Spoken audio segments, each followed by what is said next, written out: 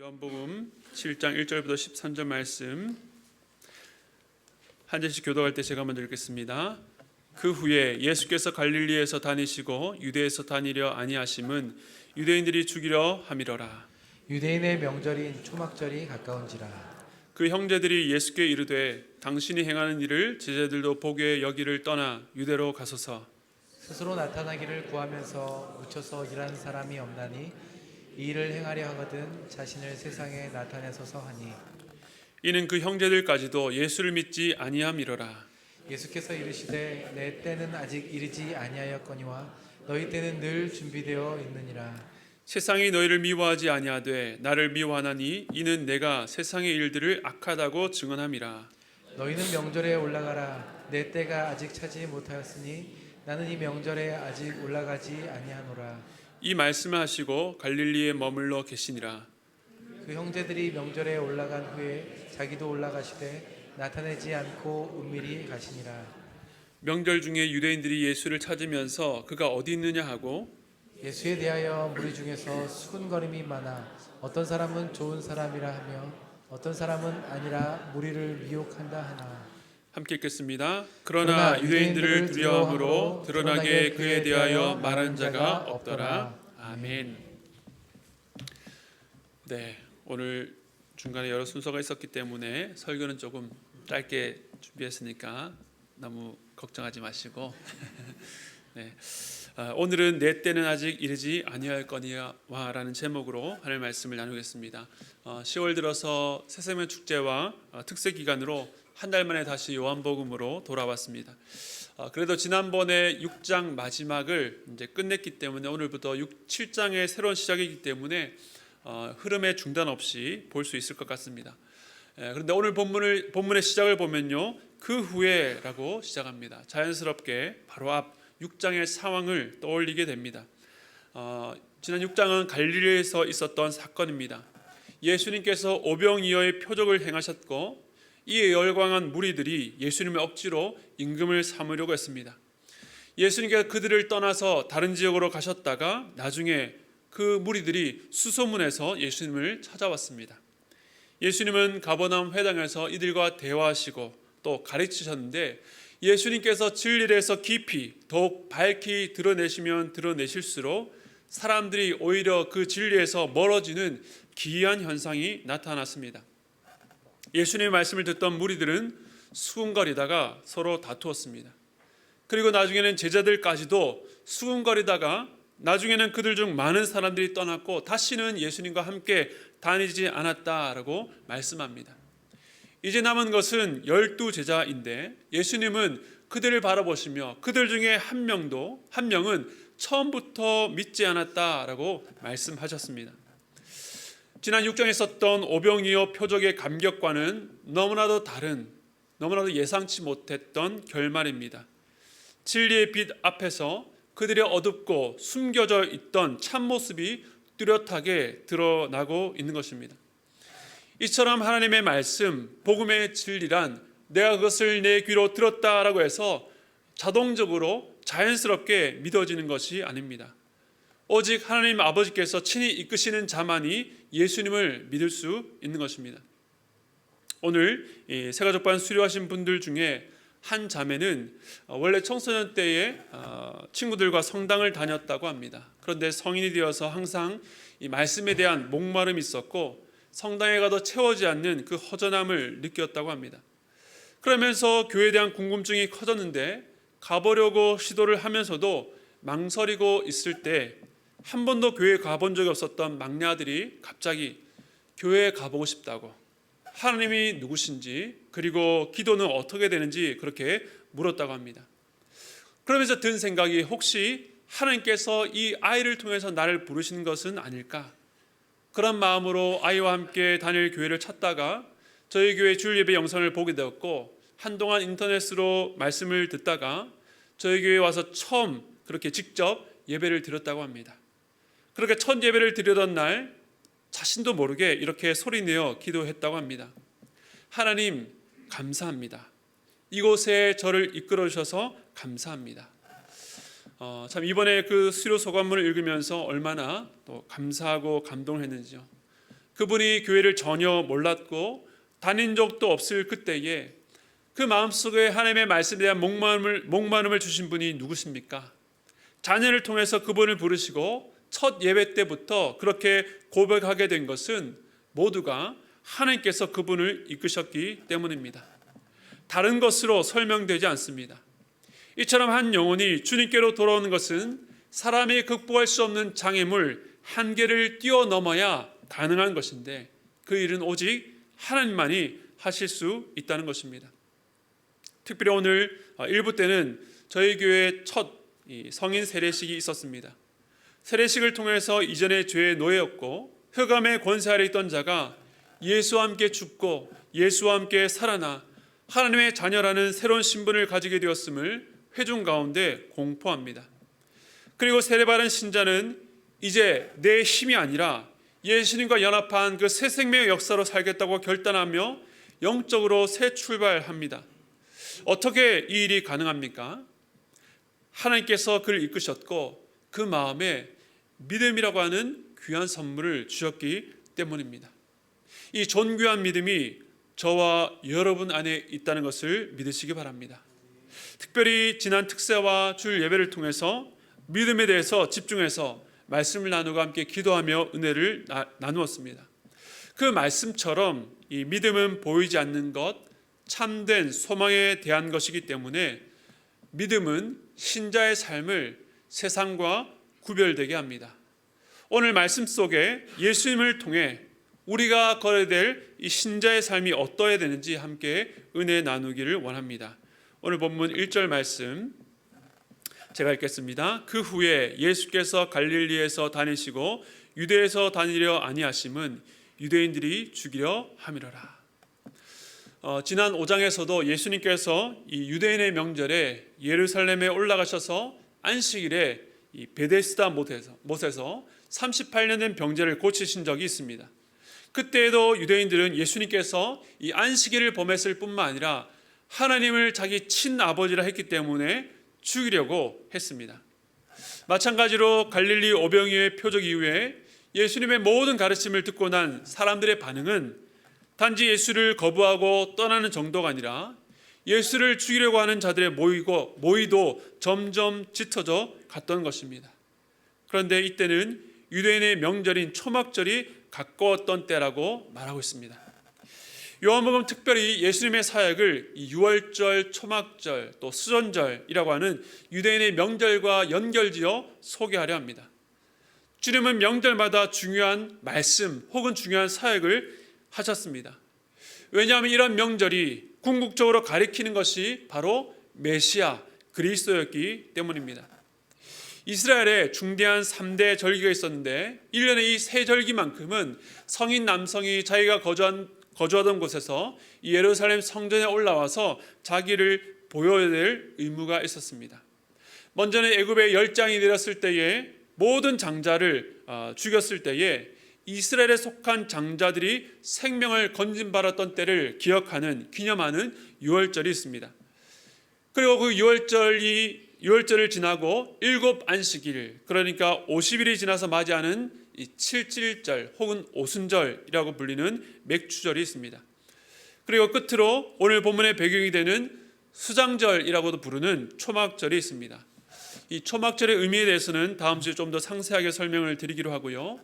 이 초막절이 왔다라고 하는 신호는 이제 주님께서 이때와 맞추어서 해야 될 중요한 사역, 중요한 말씀을 하신다는 사인이기도 한 것입니다. 그런데 아이러니하게도 이 기쁨의 절기에 예수를 죽이려는 유대인들의 분위기가 더 강화되었고 예수님은 갈릴리라고 하는 지역에 발이 묶인 것처럼 보입니다. 오늘 말씀은 이러한 묘한 긴장 상황 속에 예수의 형제들이 예수님을 찾아와서 말합니다. 7장 3절과 4절 말씀인데요. 우리 함께 읽겠습니다. 시작. 그 형제들이 예수께 이르되 당신이 행하는 일을 제자들도 보게 여기를 떠나 유대로 가소서. 스스로 나타나기를 구하면서 묻혀서 일하는 사람이 없나니 이 일을 행하려 하거든 자신을 세상에 나타내소서 하니. 네, 다른 복음서를 보면 이 마리아와 요셉 사이에 태어난 예수님의 육신의 형제가 최소한 4명은 있었다는 것을 알게 됩니다. 야고보와 요셉, 유다와 시몬입니다. 그들이 예수님께 와서 건넨 조언이 무엇입니까? 여기 갈릴리에만 머물지 말고 유대로 올라가라는 것입니다. 오늘날로 치면 지방 총구석에 있지 말고 서울에 가서 일하라는 것입니다. 무슨 목적 때문입니까? 당신이 행하는 일을 많은 사람들로 하여금 보게 하라는 것이죠. 이들은 약 6개월 전 6월절 때에 오병이의 표적을 포함해서 예수님께서 이곳 갈릴리에 머물면서 하셨던 여러 사역을 알았습니다. 예수님께서 놀라운 기적을 행할 수 있는 능력이 있다는 것도 알았습니다. 그러니 이제 숨어있지만 말고 그 능력으로 사람들에게 보여서 세상 가운데 자신을 나타내라고 하는 것입니다. 그들의 생각에 왜 형님이 자기를 감추고 있는가? 그에게 있는 능력으로 더 많은 사람들에게 자신을 알리면 좋지 않은가? 이름을 낼 수 있지 않는가? 그렇게 한 것이죠. 일면 일리 있는 조언 같아 보입니다. 그런데 이 조언에 치명적인 문제가 있는데요. 바로 5절입니다. 제가 읽겠습니다. 이는 그 형제들까지도 예수를 믿지 아니함이로라. 예수님의 육신의 형제 중에 2명은 나중에 신약 성경을 썼습니다. 야고보서를 쓴 야고보와 유다서를 쓴 유다입니다. 그런데 이들이 예수님께서 공생을 하시던 그 당시에는 아직 예수를 믿지 않았습니다. 그러니까 이들이 예수님께 그 능력을 통해서 세상 가운데 자신을 나타내라고 하는 그 요구는 앞서 무리들이 우리의 임금이 되어달라고, 우리에게 떡을 달라고, 우리에게 표적을 보여달라고 했던 그 요구와 그 생각과 맥을 같이 하는 것입니다. 세속적인 야심을 갖고 세상의 영광을 바라며 예루살렘으로 올라갈 것을 권한 것입니다. 이들은 사람에게서 영광을 취하고 정치적인 메시아를 원했습니다. 예수님과 함께 자라며 그 예수님을 육신적으로는 누구보다도 잘 알았지만 안타까운 것은 그들은 정작 그 예수님이 누구신지를 몰랐습니다. 예수님을 모르고 예수님을 믿지 않는 자들의 요구이니 주님께서 걸으시는 길과는 상관없는 요청입니다. 오늘날도 마찬가지입니다. 최근에 아내와 대화하다가 이런 이야기를 들었습니다. 한 인터넷 게시판에 올라온 사연인데요. 어떤 자매가 교제하던 이 남자친구와 이제 결혼 문제를 이야기하기 위해서 그 남자친구의 부모님과 함께 만나는 시간을 가졌다고 합니다. 그런데 그 남자친구의 가정은 이 교회를 다녔다고 합니다. 교제하던 내내 신앙에 대해서 전혀 별다른 말이 없었는데 처음 그렇게 부모님을 만난 날 장차 시아버지가 될 그 남편의 아버지께서 이제 결혼하고 나면 교회는 어떻게 할 건지 그렇게 물으셨다고 합니다. 그런데 그 자매가 자기는 일요일마다 야학 봉사를 해야 되기 때문에 교회에 못 간다라고 말씀을 드렸더니 그 듣던 아버지께서 무릎을 탁 치시면서 네가 이미 예수처럼 살고 있는데 괜찮다고, 교회 안 나가도 된다라고 얘기했다는 사연이었습니다. 그런데 그 아래 달린 댓글들이 하나같이 이런 사람이 진짜 기독교인이지, 그야말로 개념을 제대로 탑재한 기독교인의 모습 등등 그 아버지에 대한 칭찬이 줄을 이었다고 합니다.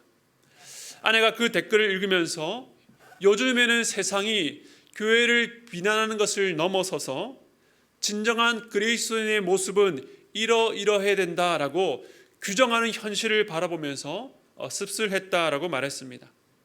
물론 결혼할 며느리를 처음 만나는 자리에서 무조건 교회를 나오라고 강압적으로 말하는 것은 죄가 아닙니다. 진리를 갖고 있다는 것이 타인에게 무례해도 되는 이유일 수는 없습니다. 하지만 신자에게 있어서 주일 예배 드리는 것이 아무 일도 아닌 양, 예배 드리는 것이나 사회 봉사를 하는 것을 같은 일처럼 말할 수는 없는 것입니다. 봉사하고 희생했다고 그 모든 것이 예수처럼 사는 것도 아닙니다. 세상은 우리에게 사람들 불편하게 만드는 복음, 하나님의 나라, 심판, 죄 이런 말 하지 말고 우리를 불편하게 하지 않게 만드는 선에서 사랑과 용서와 용납과 배려를 강요합니다. 꼰대처럼 신앙하지 말고 우리와 더불어서 좋게 그냥 잘 지내자, 어울려서 지내자고 말합니다. 소위 말해서 의식 있고 부담 주지 않고 세련된 신앙의 모습을 갖추라고 요구하는 것입니다. 그런데 문제가 무엇입니까?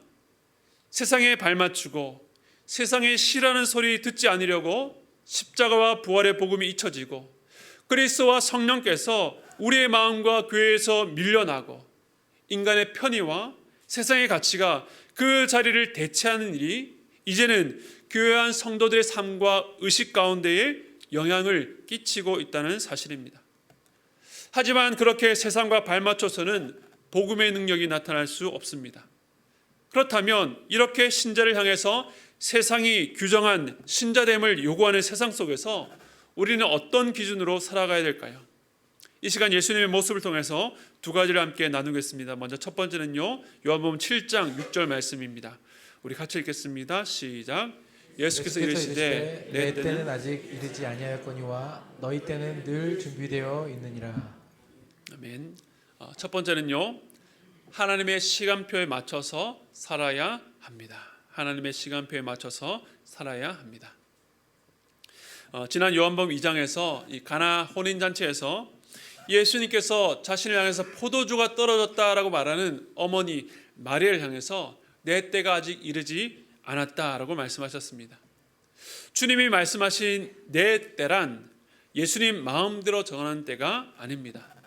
그래서 오늘 보면 8절에 보면 예수님께서 내 때가 아직 차지 못하였다라고 말씀하십니다. 즉 주님은 사람들이 주장하고 부추기는 때가 아니라 자기가 볼 때에 유리하고 이로운 때가 아니라 어떤 때가 차기를 기다리신 것입니다. 바로 역사의 주관자 되신 하나님께서 정하셔서 예수님께 주시는 그 때를 기다린 것입니다. 그때 어떤 일이 일어납니까? 예수님은 마지막으로 예루살렘으로 올라가셔서 십자가를 지셨습니다. 주님은 바로 이 때를 위해서 오셨고 그 때를 바라보시며 사셨던 것입니다. 예수님께서 왜 형제들의 부추김에 따라서 움직이지 않습니까? 하나님의 때가 아니었기 때문입니다. 그러면서 하신 말씀이 너희 때는 늘 준비되어 있다라고 말씀하셨습니다. 무슨 의미입니까? 늘 준비되어 있다. 항상입니다. 언제든 상관없고 언제든 좋다는 것입니다. 원하기만 하면, 하고 싶을 때면 언제든지 하면 된다는 것입니다. 주님께서 말씀하시는 때와 반대되는 자기 스스로 원하는 때입니다. 어둠의 때, 악한 마귀가 권세를 갖고 일하는 때, 사람이 주인이 되어 원하는 대로 행하는 때입니다.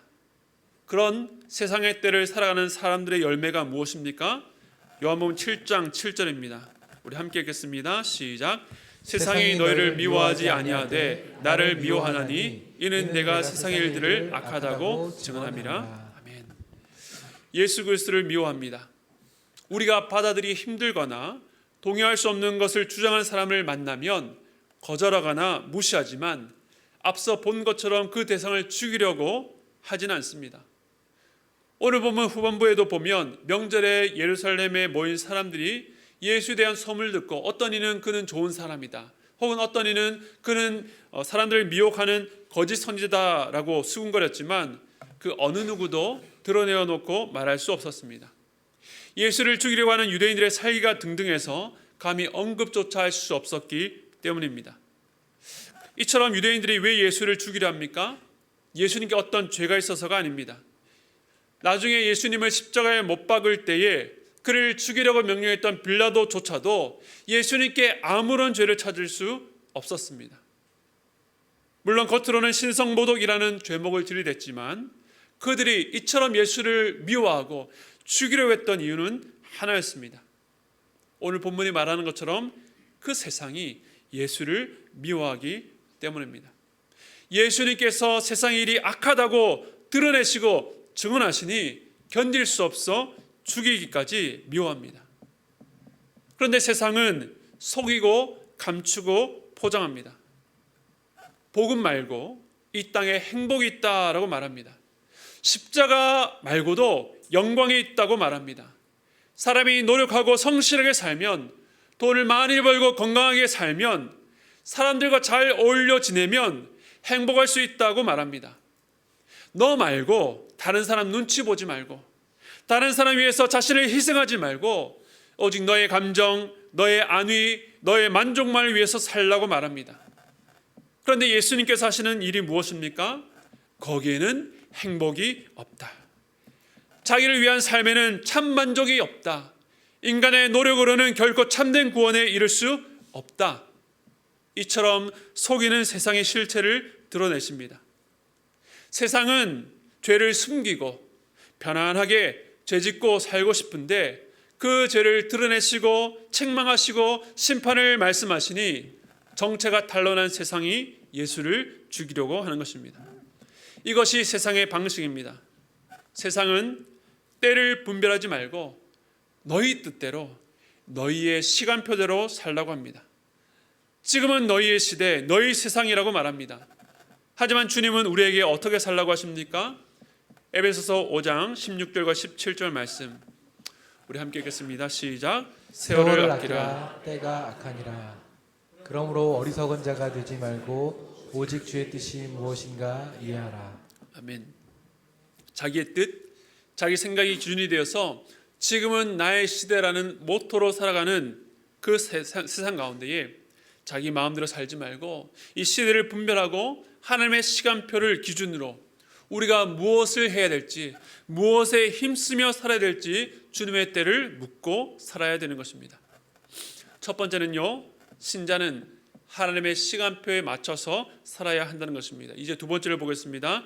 예수님은 세상의 의도를 아셨기 때문에 저들의 뜻에 따라 명절에 올라가지 않고 갈릴리에 더 머물러 계셨습니다. 그런데 예수님의 다음 행동이 좀 이상합니다. 7장 10절은 이렇게 말합니다. 그 형제들이 명절에 올라간 후에 자기도 올라가시되 나타내지 않고 은밀히 가시니라. 분명히 앞에는 명절에 올라가라는 형제들의 조언에 예수님은 올라가지 않겠다라고 하셨는데 형제들이 다 올라간 뒤에 예수님도 올라가셨습니다. 이것을 보고 예수님 왜 앞뒤가 다르신가? 왜 안 올라가겠다 해놓고서 나중에 올라가셨나? 글쎄 마음이 바뀌셨나? 목숨의 위협 때문에 몰래 올라가신 건가? 라고 생각할 수 있는데 그렇지 않습니다. 나중에 보면 자신을 죽이려는 유대인들을 포함해서 수많은 이들의 이목이 집중되는 그 예루살렘의 회당, 명절의 한중간에 그 회당에서 예수님께서 가르치십니다. 즉 예수님께서 유대인들의 눈을 피하려고 몰래 간 것이 아니라는 것입니다. 살기가 등등한 가운데서도 주님은 당신이 해야 될 사역을 하시고 선포해야 될 말씀을 전하셨습니다. 겉으로 보면 형제들이 올라가고 예수님도 결국 올라간 것 같지만 똑같은 예루살렘 행이 아니라는 것입니다. 앞서 예수님께서 너희는 올라가라고 하면서 나는 아직 올라가지 않겠다라고 말씀하신 것은 이 둘 사이에 넘어설 수 없는, 함께할 수 없는 큰 간격이 있다는 것을 말합니다. 그 간격이 무엇입니까? 예수님께서 거부하신 것은 이 능력을 통해서 세상 가운데 자기를 나타내라는 형제들의 요구, 세속적인 야심을 추구하는 예루살렘 행이었습니다. 예수님은 저들의 뜻을 따르지 않고 그들과 함께할 수도 없다는 뜻을 분명히 밝히셨습니다. 그럼에도 예수님께서 따로 그리고 은밀하게 올라가셨다는 것은 저들과는 구별되는 다른 목적을 위해서 올라가셨다는 것을 말하는 것입니다. 비록 지금 올라가는 예루살렘 행이 장차 예수님께서 나의 때가 되어서 이룰 그 일은 아니지만 이스라엘이 오랫동안 지켜왔던 그 초막절의 절기를 통해서 성취하려고 하는 하나님의 뜻이 무엇인지 자신의 말씀을 통해서 그것을 알리기 위해서 올라가신 것입니다. 우리는 여기서 예수님을 따라 이 세상을 살아갈 때 기억해야 될 두 번째 교훈을 만나게 됩니다. 두 번째 교훈은요, 같은 길이라도 다른 목적으로 걸어야 한다는 것입니다. 예수님과 형제들 모두 똑같이 예루살렘 길을 며칠의 시간차를 두고 올라갔습니다. 그러나 제가 앞서도 말씀드렸던 것처럼 둘은 전혀 다른 목적을 가진 여정이었습니다. 오늘 예수님께 조언했던 형제들은 혈육의 정을 나누었던 친밀한 가족이었지만 그 영적인 소속과 본질에 있어서는 주님을 대적하는 자리에 있었던 것입니다. 예수님의 사역을 더 적극적으로 나타내라는 형제들의 조언은 앞서 예수님을 죽이려고 했던 유대인들과는 달리 예수님을 위하는 말 같았지만 실상은 세상의 뜻과 욕망을 따른 것이기 때문에 결국에는 예수님을 무너뜨리려는 목적을 갖고 있었다는 것입니다. 예수님은 그 길을 가지 않겠다고 분명히 밝히셨습니다. 하지만 주님은 이 초막절에 예루살렘으로 올라가셔야 했습니다. 그래서 주님은 같은 길을 걸었지만 저들의 목적이 아니라 하나님의 뜻을 품고 다른 목적으로 올라가신 것입니다. 우리가 예수 믿고 하나님의 자녀가 되고 그리스도인으로 산다는 것은 이제 세상이나 가정에서 해야 될 의무를 등지고 별다른 세상을 살아가는 것이 아닙니다. 모두가 생계를 위한 직업을 내려놓고 교회 일만 해야 되는 것도 아닙니다.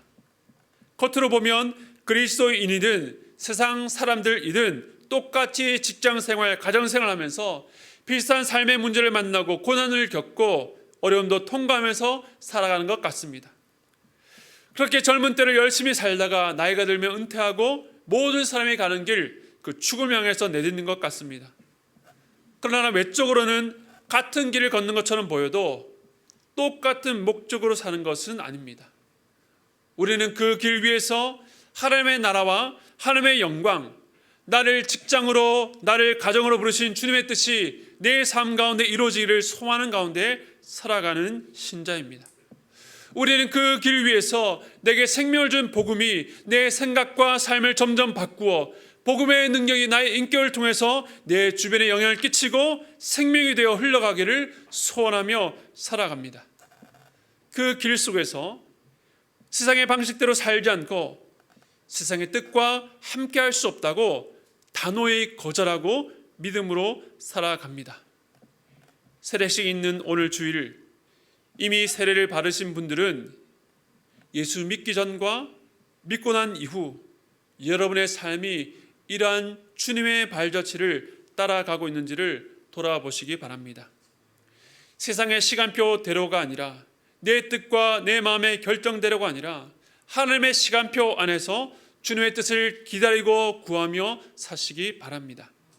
그 인생길을 똑같은 길을 걷는 것처럼 보여도 본질이 전혀 다른 목적을 갖고 걸어서 여러분을 통해 복음 안에서만 발견되는 독특하고 특별한 열매를 맺는 삶을 사시기를 주님의 이름으로 축복합니다.